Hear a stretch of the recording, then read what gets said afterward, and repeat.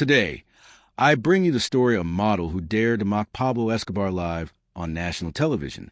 Valentina Restrepo believed that her last name and her family's social standing would be enough to keep her safe from the most feared drug lord in Colombia. But no one could have anticipated what would come next. Help us reach 300 likes. Subscribe and tell us where in the world you're watching from. The air conditioning roared inside the Teleantioquia studios that afternoon of March 15th, 1987, battling the sweltering heat spilling in from the streets of Medellin. Valentina Restrepo adjusted her lapel mic while mentally reviewing the day's topics for Tards de Glamour, the region's most popular variety show. At just 25 years old, Valentina had become the most recognizable face on Antioquian television. Her golden hair, perfectly styled, and radiant smile had captivated thousands of viewers. 30 seconds of air, called out the director from the control booth, his voice echoing through the studio. The lights brightened, creating the warm and familiar atmosphere the show was known for. Valentina took a deep breath, as she always did before going live, and sat up straight on her velvet-covered chair. Everything seemed like any regular broadcast. She interviewed an up-and-coming fashion designer from Bogota, talked about current makeup trends, and presented a segment on tourist destinations across the country. But everything changed when the social news section began, a space where she usually commented on the week's notable events. And now, dear viewers, Valentina said with her usual smile, staring directly into main camera, let's talk about a topic that's got the whole country buzzing. Obviously, she was referring to a very well-known figure in the region who had recently been making national headlines. None other than Pablo Escobar. Back then, his name was constantly in public discourse. Just 4 months earlier, in November 1986, he had been elected as an alternate representative in Congress through the liberal alternative movement, sparking major controversy nationwide. The media couldn't stop talking about him. Some praised his charitable work in Medellin's poorest neighborhoods, while others subtly criticized his alleged ties to drug trafficking. Valentina, for her part, had grown up in the affluent neighborhood of El Poblado, part of an old and established Paisa aristocratic family. Her father, Aurelio Restrepo, owned several textile companies, and her mother, Mercedes Londano, came from one of the city's most respected lineages. Since childhood, Valentina had been raised with the traditional values of high Antioquian society, where those who rose to prominence through questionable means were often looked down upon. It's incredible, Valentina said, twirling a golden pen between her fingers, how some people think money can buy respect or class, when we all know true distinction isn't something you can purchase. Right. In the control room, director Carlos Mejia felt a chill run down his spine. He knew all too well that in Medellin's media world, there was an unspoken rule. You never mention Pablo Escobar, especially not in negative light. It was an unwritten code everyone followed without question. Valentina, Carlos whispered through the intercom, let's move on to the next segment. But she either didn't hear the warning or chose to ignore it. She felt in control, confident behind the cameras, under the lights, and backed by her audience. Several of her high society friends had voiced concern over the growing influence of wealthy individuals from dubious backgrounds, and she thought it was time to speak her mind. Listen, she said, leaning in closer to the camera, her tone more intimate. I come from a family that has earned its name through hard work, generation after generation. My grandfather built his company from nothing, but always with integrity, and I believe that's what truly matters in our society. She paused intentionally, just like she'd learned in her acting classes, and continued, because having money is not the same as having class. You can buy huge houses, luxury cars, and even jewels for beautiful women.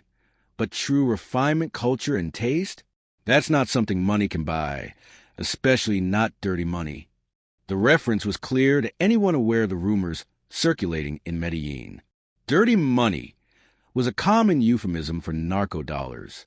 In the booth, Carlos put his hands on his head. He knew she was crossing a very dangerous line. And no matter how hard certain individuals try to blend in with the elite of our city, Valentina pressed on, her confidence growing. We know how to tell the difference between a true gentleman and someone merely pretending. Her words hung in the air like a verdict. Jesus Montoya, the lead cameraman with over 15 years of TV experience, felt his throat go dry. He had seen enough violence in the city to understand that some words could cost lives. Because at the end of the day, Valentina concluded, raising her voice with a smile that aimed to be charming but came across increasingly defiant, a criminal is still a criminal, no matter how many millions he has or how many properties he's acquired. Nobility can't be faked. Dear viewers, the silence that followed was suffocating. In the booth, Carlos had turned pale. The technicians exchanged alarmed glances. Everyone knew that what had just aired could spark serious consequences. Valentina, on the other hand, seemed completely unaware of the tension she had stirred. She carried on with her usual brightness, moved on to a local beauty pageant, introduced a commercial for an exclusive boutique, and wrapped up with her signature sign-off. Remember, dear viewers, true beauty comes from the soul, and the soul isn't for sale. See you tomorrow on Tard to Glamour. When the cameras turned off, the studio was filled with an uncomfortable silence. The crew packed up in near-total silence, avoiding eye contact. Carlos rushed out of the control room, sweat dripping from his forehead despite the still-running air conditioning. "Valentina," he called, voice shaky. "We need to talk." But she was already standing, calmly slipping her notes into a finely crafted Italian leather bag. "Great show today, Carlos. I think we're going to break ratings records." "Valentina, are you aware of what you just said on live television?" he asked, visibly alarmed. She froze, a look of genuine confusion on her face. "What do you mean?" "I simply share my thoughts on the importance of traditional values in our society. Isn't that what we always talk about on the show?" Carlos stepped closer and lowered his voice. "You just called Pablo Escobar a criminal on national broadcast.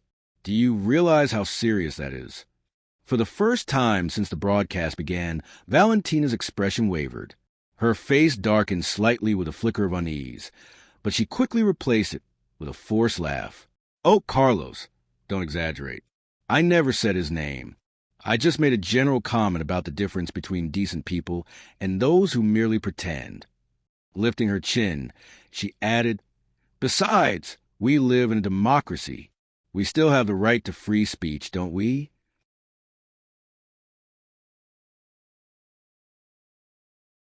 Carlos looked at her with a mix of shock and concern. He had been in the media for years, and he knew that in Colombia, especially Medellin in 1987, freedom of speech had very clear limits, and Valentina had just crossed the most dangerous one. "Listen to me carefully," he said, grabbing her arm. "Go home, stay quiet for the next few days, and let's hope this doesn't escalate. Do you understand?" Valentina pulled her arm back with disdain. "Carlos, you're overreacting. I'm a public figure in this city. I come from a family with history and prestige. Not just anyone would dare touch me over a simple comment on television." Those were the last words Carlos heard from Valentina Restrepo that day.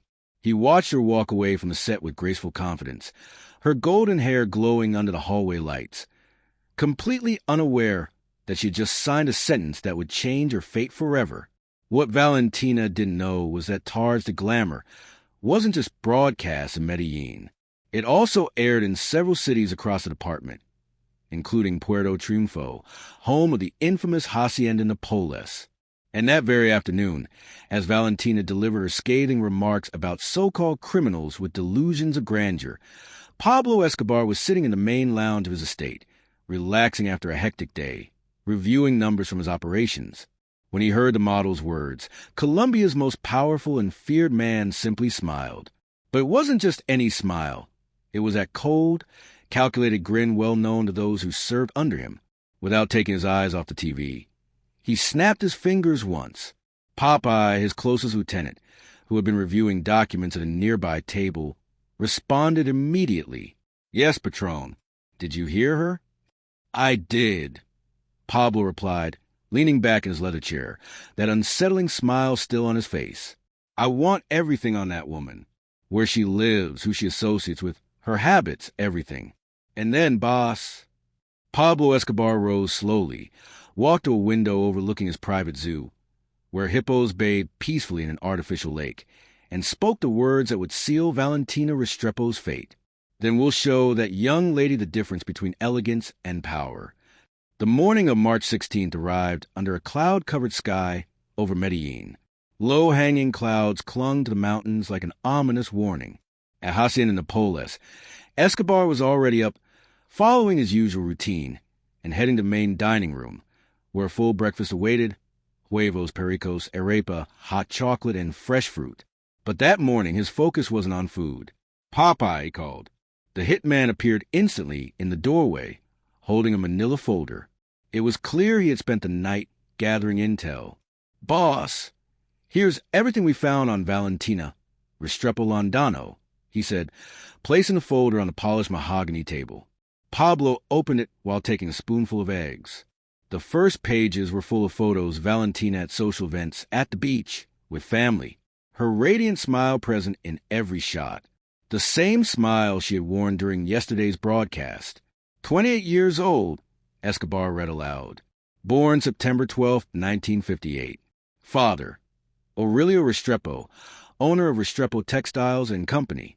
Mother, Mercedes Landano de Restrepo, from the Landano family, owners of cattle ranches in the Magdalena Valley. He flipped through the pages calmly as Popeye stood straight, awaiting orders. The report was thorough. It included the family home's address in El Poblado, as well as Valentina's solo apartment in Laureles. Her daily routines, frequent spots, social circle, and romantic history were all documented. Studied communications at Universidad Pontificia Bolivariana, Pablo continued reading. Graduated in 1982 with honors. Started her career in radio and moved into TV. Has been hosting Tard to Glamour for 3 years now. "Boss," Popeye interrupted, "there's something else you might want to know. The Restrepo family has close ties to Governor Antonio Roldan Betancourt. Her father's part of the inner circle of conservative politicians who've always opposed you." Pablo looked up from the file, his dark eyes now gleaming dangerously. "Really? What else?" Also found out her mother, Mercedes Landano, is a second cousin of Luis Carlos Galán. You know, the liberal congressman who constantly slams drug trafficking in his speeches. That connection particularly irritated Escobar. Luis Carlos Galán was one of the biggest critics of the liberal alternative movement and frequently questioned Pablo's political influence on a national level. "Interesting," murmured Escobar as he closed the folder. "And her daily schedule?" Popeye straightened up as if delivering a military report. Monday to Friday, she arrives at the Teleantioquia studios by 2 p.m., usually leaves between 6 and 7. On Tuesdays and Thursdays, she trains at Bodytech Gym in El Poblado. Fridays, she has dinner with her family at her parents' home. On Saturdays, she usually goes to the country club with her friends. As for her love life, she doesn't have a steady partner, boss, but for the past 3 months, she's been seeing Rodrigo Mejia Arcila, the son of the owner of Cementos Argos. He lives in Bogota, although he travels to Medellin every 2 weeks, she added. Pablo leaned back in his seat, taking in all the information. He knew the traditional families of Antioquia all too well. Since the beginning of his rise in public life, he had tried to integrate into that world, but they had always kept him at a distance with that icy politeness typical of the Paisa elite. To them, Pablo was nothing more than the son of a peasant from Rio Negro who had made a fortune through shady business. "You know what really bothers me, Popeye," he said, getting up and walking toward a window overlooking the zoo. "It's not that I'm offended. Insults slide off me like drops of water on a duck's back." He stopped at the large window, watching as some pink flamingos gracefully walked along the edge of the artificial lake. "What enrages me is the hypocrisy," he continued. "These people think they're untouchable, spotless. But where do they think their ancestors' money came from? What's the real origin of the Restrepo family's wealth?" Popeye knew the question didn't require an answer, but he responded anyway. "I couldn't say, boss, smuggling." Pablo turned to look at him. Valentina's great-grandfather, Emilio Restrepo, built his fortune smuggling whiskey and cigarettes from Panama in the 1920s. He then laundered that money by investing in the textile industry. But of course, they forget all that, don't they? He returned to the table and reopened the file, this time stopping at a specific photograph. In it, Valentina was posing at a charity gala, surrounded by the most influential women in Antiochian society. "And now it turns out I'm the criminal," he murmured. "Me, who has built football fields in the poorest neighborhoods. Me, who has created jobs for thousands of people. Me, who has helped so many families in the city." Pablo's voice took on a darker, heavier tone. Popeye recognized that tone. It was the same one he used whenever he was about to make an irreversible decision. "What do you want me to do, boss?" Pablo closed the folder again and walked over to the telephone on a small side table. He dialed a number he knew by heart.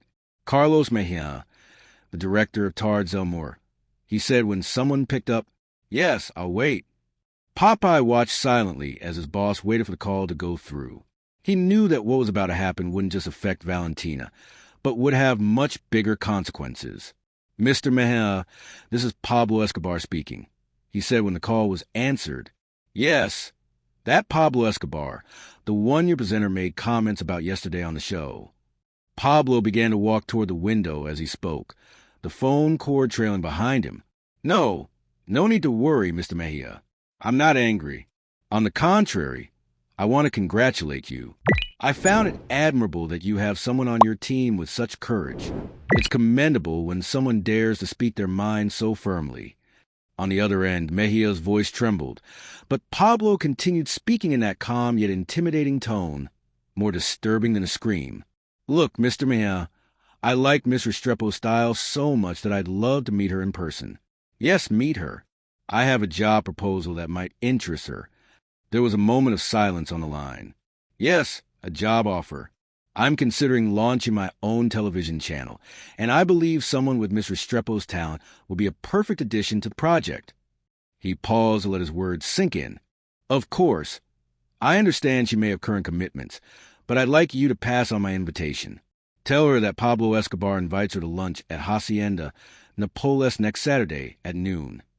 Murmurs on the other end of the line were barely audible, but Pablo didn't let them interrupt him. "Oh, and Mr. Mejia, please make sure she understands. This is not just an invitation. It's a unique opportunity, and those don't come twice. Do you understand?" Yes, Mr. Escobar," Carlos managed to say. "Perfect. I expect your confirmation before Friday. Have a great day, Mr. Mejia." He hung up the phone and looked out over the garden, where a group of employees were feeding the hippos. Those imposing African animals were one of his most prized indulgences, for specimens he had brought directly from a zoo in the United States. The hippos looked calm, even friendly, but Pablo knew very well they were among the deadliest animals on the planet. With a single bite, they could tear a man in two. "Boss," Popeye said, "do you think she'll accept?" Pablo smiled with that cold expression that had only grown more powerful over the years. "She'll come, Popeye. If not willingly, then by force." He walked to his desk and took a sheet of paper with the golden Hacienda Napoles letterhead. In his refined handwriting, he wrote a personal note. "Miss Valentina Restrepo, I have followed your career in television with interest and deeply admire your determination in expressing such direct opinions about Paisa society. I would love to have the opportunity to meet you in person and discuss a proposal that could be highly beneficial for both your career and my business initiatives. I look forward to meeting you on Saturday, March 21st, at noon at Hacienda Napoles for an informal lunch. My helicopter can pick you up wherever you prefer. Sincerely, Pablo Emilio Escobar Gaviria." He folded the letter precisely and handed it to Popeye. "Have someone deliver it to her apartment today." "Yes, boss. And make sure it's someone she'll recognize. Someone who makes it perfectly clear who's sending that invitation." As Popeye left the dining room with the envelope, Pablo looked once more out the window. The hippos had finished eating and were now calmly submerging into the warm waters of the artificial lake. Very soon, Valentina Restrepo would learn that in Colombia, there were unbreakable rules, and he would be the one to teach them to her. In the offices of Teleantioquia, Carlos Mejia hung up the phone with trembling fingers. He knew he had to contact Valentina immediately, but also understood that a single wrong word could make the situation even worse. Pablo Escobar was not a man of empty threats, and that call had sounded more like a court summons than a casual invitation. He considered calling Valentina's parents, or even police, but quickly dismissed both ideas. In 1987 Medellin, there were situations beyond the reach of the authorities, and men with whom one simply could not confront.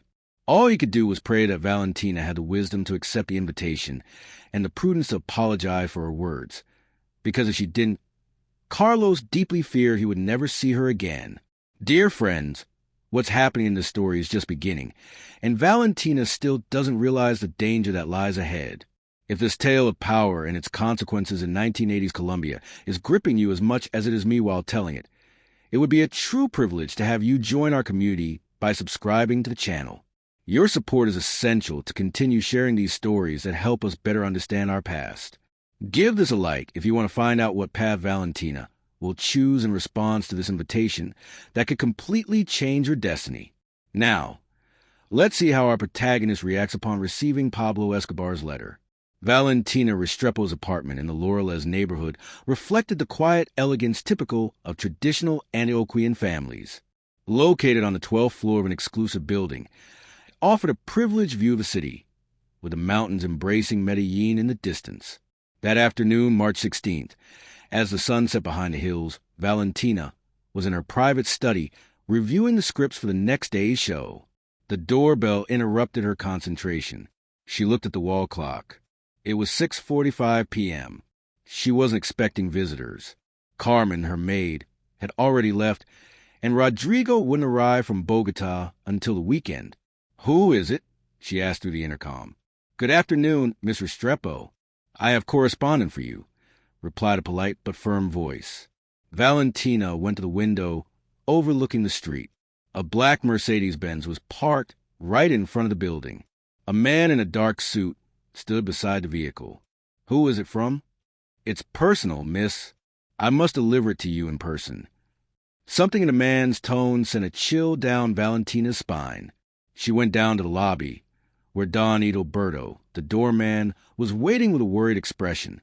"Miss Valentina," he whispered, "that man says he comes on behalf of Pablo Escobar." The words hit her like a slap.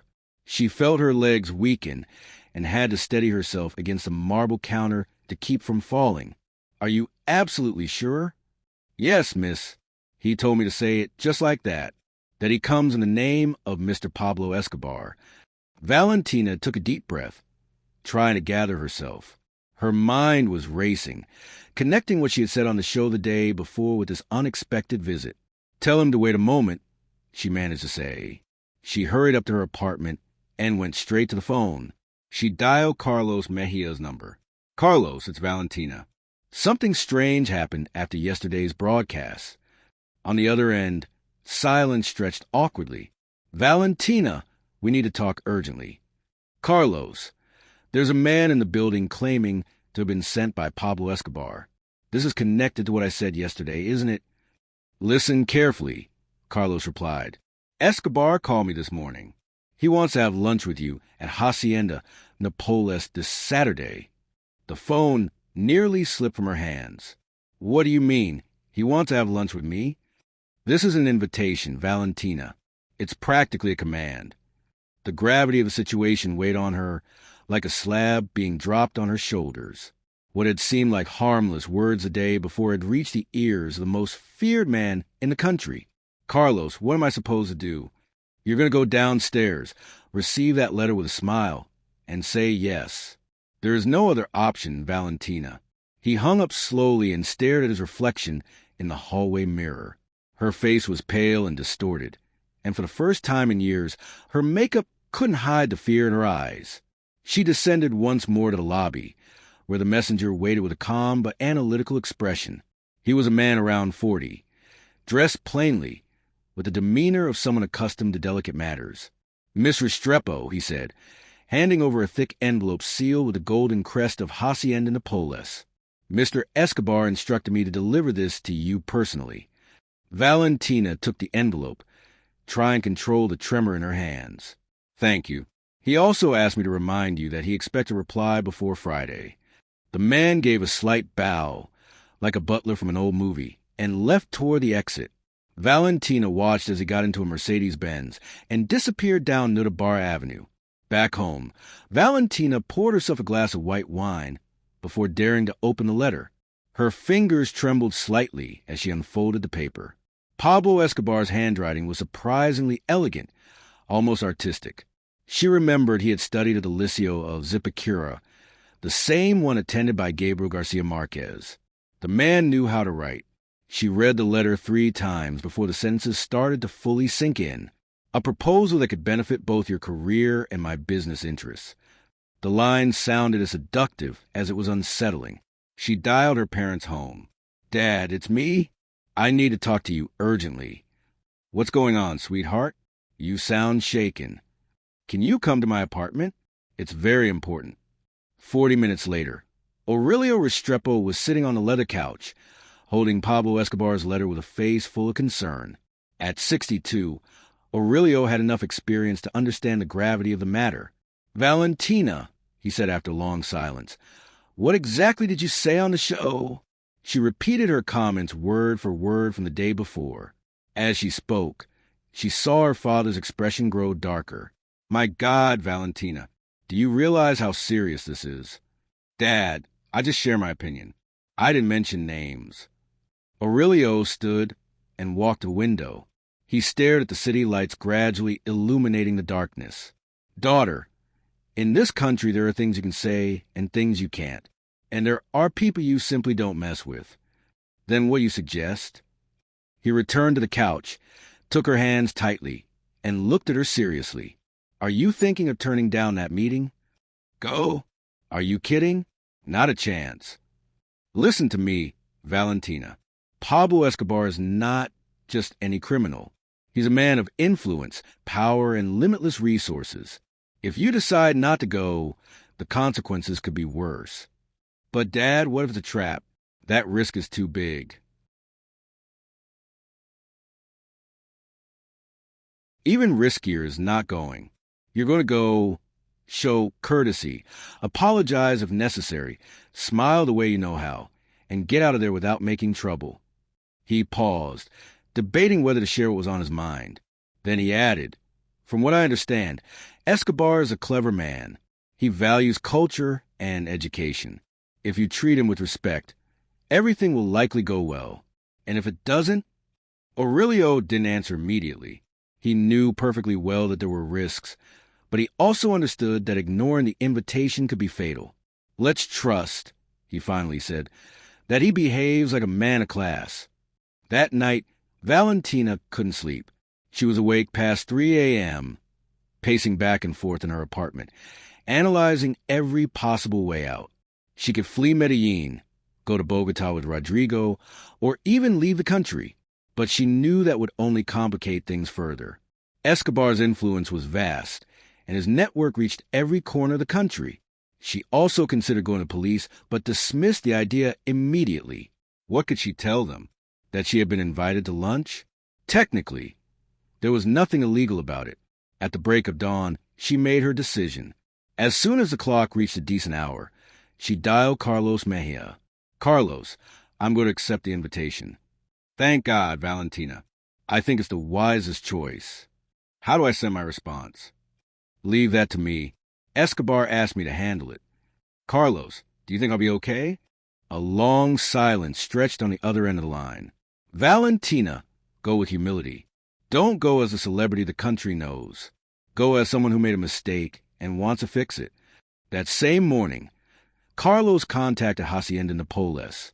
Escobar's secretary took the message and confirmed that the boss was pleased with her acceptance. "Saturday at noon," the woman confirmed. "A helicopter will pick her up at the Intercontinental Hotel helipad at 11:30. In the following days, Valentina tried to carry on as usual. She continued hosting her show Tards de l'Amour, though she was much more careful with her on-air remarks. Her colleagues noticed she was quieter, more tense, but she blamed it on work fatigue. Friday night, she stayed at her parents' house as usual. Her mother, Mercedes, immediately sensed something was wrong. "Valentina, you look so pale. Are you sick?" Valentina and Aurelio exchanged a glance. They had agreed not to tell Mercedes anything to avoid worrying her. "I'm fine, Mom. Just a bit tired." But Mercedes knew her daughter better than anyone. "Are you sure? You look like you're carrying a heavy burden." "I promise, Mom. I just need to rest this weekend." Before going to bed, Valentina wrote a letter.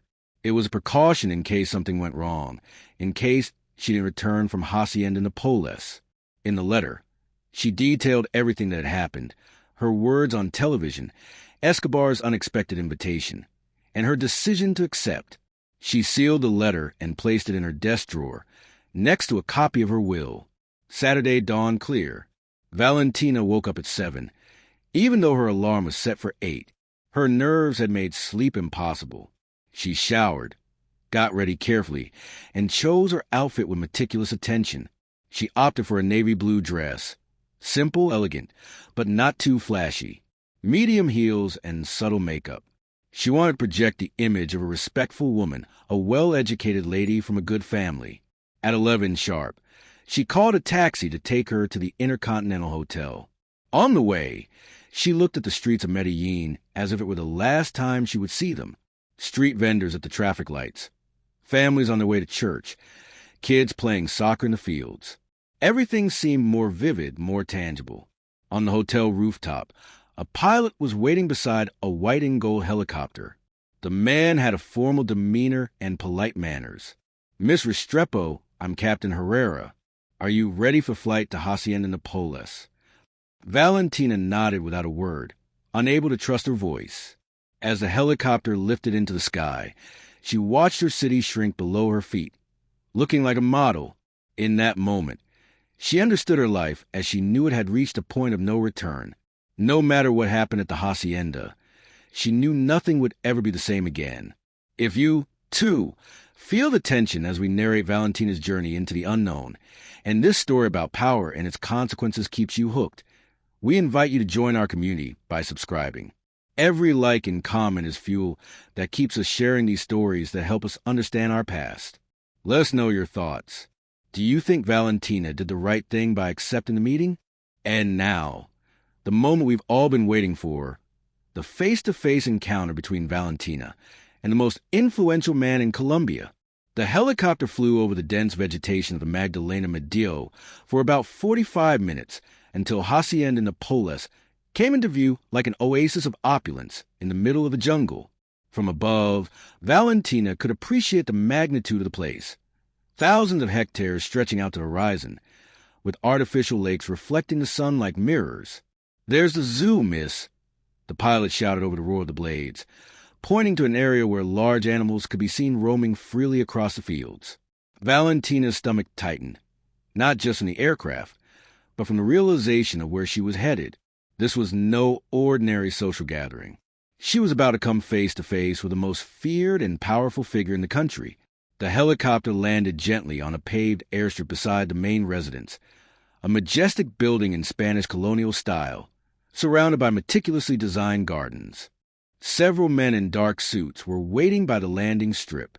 Valentina immediately noticed they all wore radios on their belts and that their jackets seemed to conceal more than just wallets. A man approached the helicopter as soon as the blades came to a stop. He was tall, thin, with a distinct mustache and a smile that never quite reached his eyes. "Miss Restrepo, welcome to Hacienda Napoles. I'm John Jairo Velasquez, but you can call me Popeye. The boss is expecting you." Valentina stepped off the helicopter on trembling legs, making an effort to maintain the poise and confidence she had honed after years of being in front of the camera. She held a small leather handbag and a box of fine chocolates she had bought in Medellin as a courtesy gift. "Thank you very much for receiving me," she said, forcing a smile she hoped looked more natural than it felt. Popeye led her down a cobblestone path toward the main house.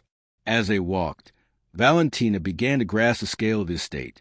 The gardens were breathtaking, marble fountains, animal sculptures, and an abundance of exotic flowers that filled the air with tropical aromas.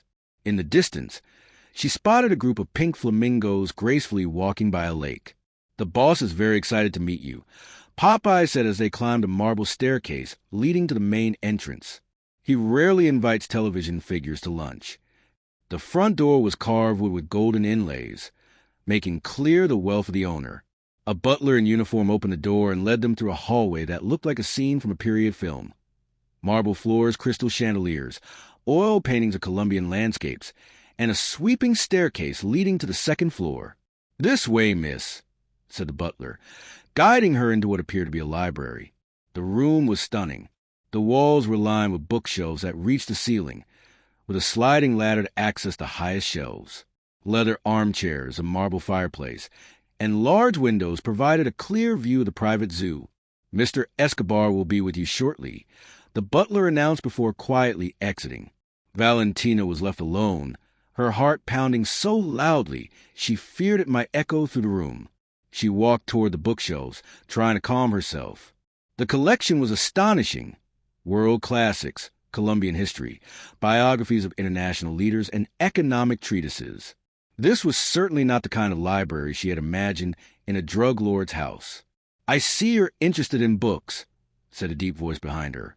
Valentina turned instantly and found herself face to face with Pablo Escobar. He was shorter than she had expected, but his presence filled the room. He wore white linen pants and a light blue polo shirt. Simple clothes, but clearly of high quality. His face was round, with small but piercing eyes that gave the impression of seeing more than they should. "Mr. Escobar," Valentina said with a slight nod. "Thank you for receiving me in your beautiful property." Pablo smiled, and for a moment, he seemed like a perfectly normal host. "Please call me Pablo. The pleasure is mine, Miss Restrepo. I've seen your show several times. You have a natural gift on camera." He approached her with steady, confident steps. "Would you like to visit the zoo before lunch? There are some animals I think you might enjoy." Valentina nodded, still unable to speak. Pablo offered his arm like a traditional gentleman, and together they walked into the gardens. The zoo tour felt like a scene from a strange dream.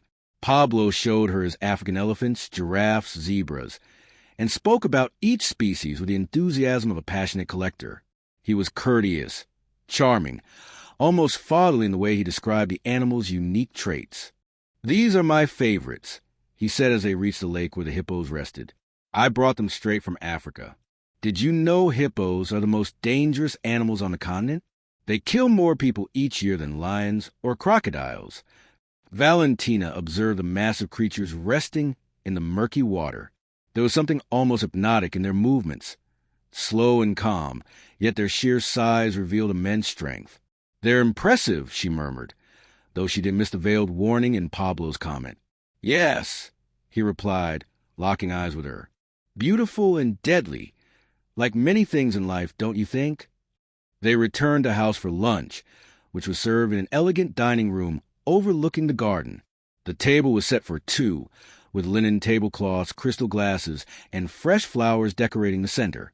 A serving team brought a gourmet meal: Antioquian sancocho, red snapper and passion fruit sauce, coconut rice, fried plantains, and a variety of tropical fruits. The first part of the meal featured surprisingly casual conversation. Pablo asked about her career, her family, and her future plans. He was a skilled conversationalist, a good listener, and asked intelligent questions. Valentina slowly began to relax, thinking maybe her fears had been unfounded. "You know something?" Pablo said as he delicately sliced a piece of fish. "I deeply admire those who have the courage to speak their minds publicly. Not everyone in this country dares to do that." That was the moment Valentina had feared all week. "Mr. Escobar," she began, then corrected herself. "Pablo, I'd like to take this opportunity to apologize. If anything I said on my show was offensive to you, it was never my intention to be disrespectful." Pablo raised a hand gently, interrupting her without aggression. "There's no need to apologize, Miss Restrepo. I really enjoyed your show last Tuesday, especially the part where you spoke about the difference between being wealthy and being truly elegant." He took a sip of red wine before continuing. "You know I come from poverty. My father was a farmer, and my mother taught in a rural school. From a young age, I understood that the world is divided into two kinds of people: those born with advantages, and those who had to carve their path with effort." His tone remained calm, but Valentina sensed a barely perceptible shift in his voice. "For years, I tried to earn the respect of Antioquia's elite through legal means. I donated money for education. I built sports fields in the poorest neighborhoods. I supported housing projects. But they always saw me as the outsider, the man who made his fortune through questionable means. Pablo leaned back in his chair, keeping his gaze fixed on her. You mentioned criminals with pretensions.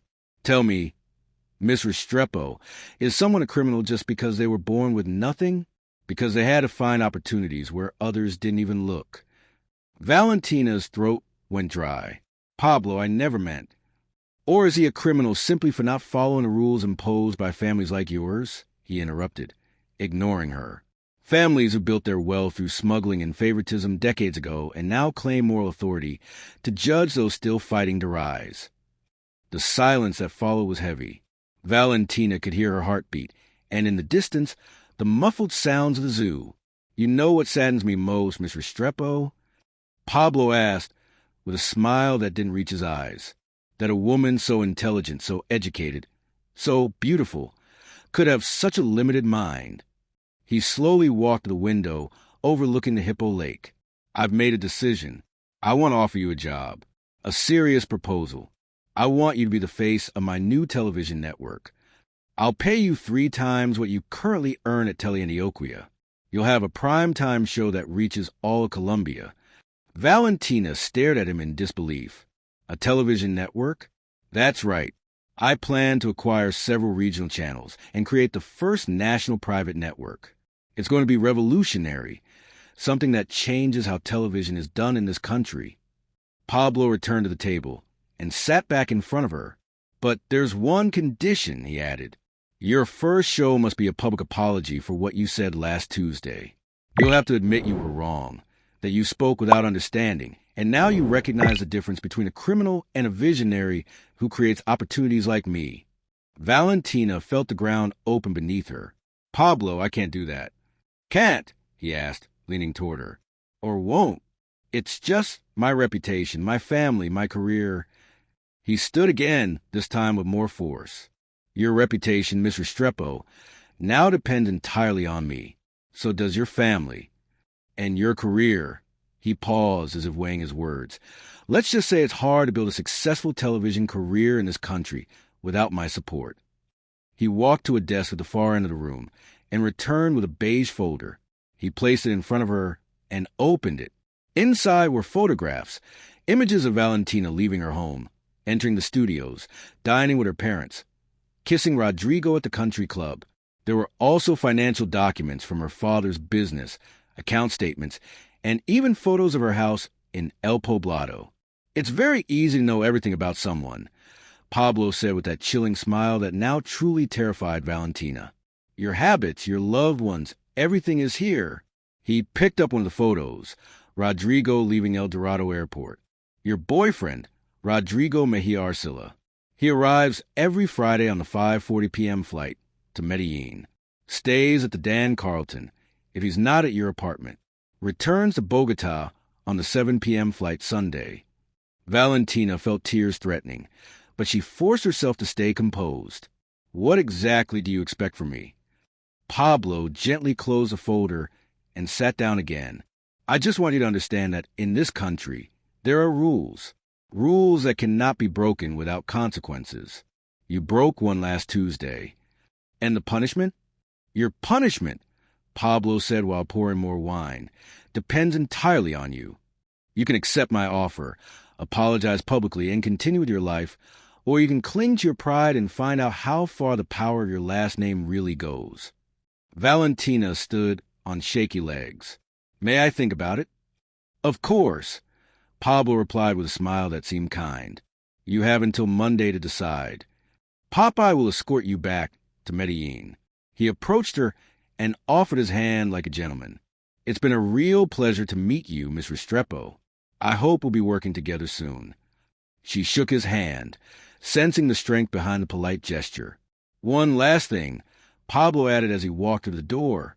I've decided to give you a memento from this visit. He snapped his fingers, and an employee arrived with a luxurious box. It's a piece of jewelry I had made especially for you, he said, opening the box. Inside was a gold necklace with a hippo-shaped pendant decorated with tiny diamonds. As I mentioned, hippos are beautiful creatures, but deadly. I want you to remember, every time you wear it, that beauty and danger often go hand in hand. Valentina accepted the gift with trembling hands, fully understanding the message. The helicopter ride back was a blur in her mind. She watched Hacienda Napoles disappear into the clouds, but she knew she could never leave behind what had happened there. When she landed in Medellin, she was no longer the same woman who had taken off that morning. Pablo Escobar had gotten what he wanted. He had broken the will of a high society woman who dared to challenge him. That night, alone in her apartment, Valentina looked at herself in the bathroom mirror. In her hands, she held the hippo necklace. For the first time, she understood the true meaning of power. It wasn't the power of inherited wealth or a noble last name. It was the power of fear, the ability to change a life's course with a single word, to turn someone sure of themselves into a trembling shadow in a matter of hours. On Monday morning, Valentina called Carlos Mejia. "Carlos, I've decided to accept Mr. Escobar's offer." 3 weeks later, Valentina Restrepo appeared on national television. Tears in her eyes, the necklace gleaming on her neck. She apologized publicly for her comments, calling them hasty and ignorant, and praised a visionary businessman who had been misunderstood by society. Over 8 million Colombians watched that broadcast. Valentina never mentioned Pablo Escobar again in public, but she was never the same. Fear had taken root inside her like a permanent guest, reminding her every day that she had met the man who could destroy lives as easily as he fed his wild animals. Pablo Escobar proved once again that in Colombia, he made the rules, and those who dare defy him quickly learned their place. This story invites us to reflect on the true face of power and its consequences. Do you think Escobar acted like a businessman defending his name, or like the criminal many claimed he was?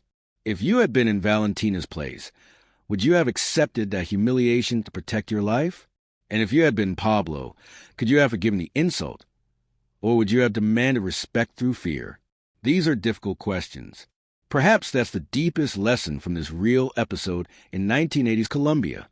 If this story about power, survival, and extreme decisions moved you as much as it moved me to tell it, I invite you to join our community. Your support is essential to continue sharing these stories that help us understand how the past still shapes our present. What do you think of Valentina's ending? Do you think she made the right choice, or was there another path? Leave us your comment. Share this story if you believe more people should hear it. And turn on notifications so you don't miss the next tales revealing the darkest and most fascinating secrets of our history. Because in the end, these aren't just stories of the past. They're living lessons to understand the world we inhabit today.